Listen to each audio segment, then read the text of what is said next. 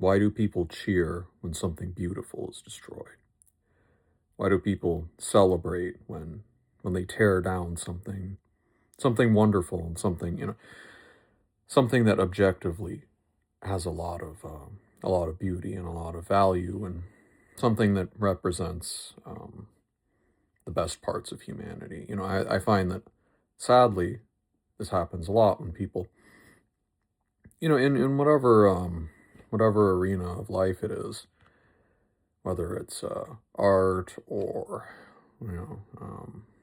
science, religion, any kind of any sphere of civilized human activity, when something whenever there's something beautiful, whenever something has had a lot of effort and love and care and thought put into it, there's always people out there who, their first instinct is to destroy it.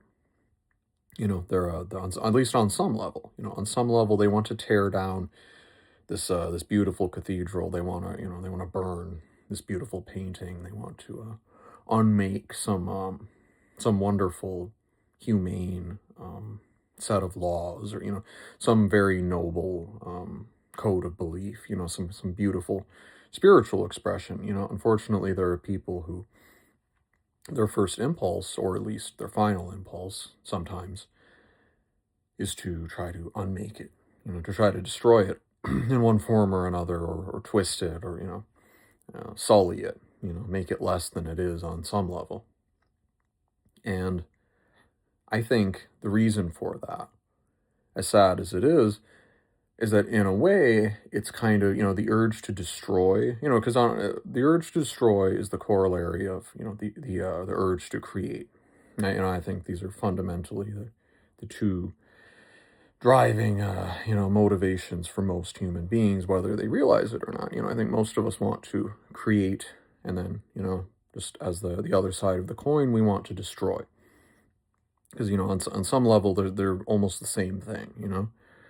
Obviously, creation is much more difficult, and that's why I think people see something beautiful and they want to destroy it. Because if they unmake it, if they destroy it, if they damage it, if they pervert it, that beautiful thing that had so much energy and love and, thought put into it, feelings put into it, if they can destroy that, if they can damage it, if they can pull it apart, then on some level, that they're taking some of that energy that went into building it, into creating it, and they're sort of reclaiming it for themselves when they feel empty and bereft of that same energy coming from their own lives.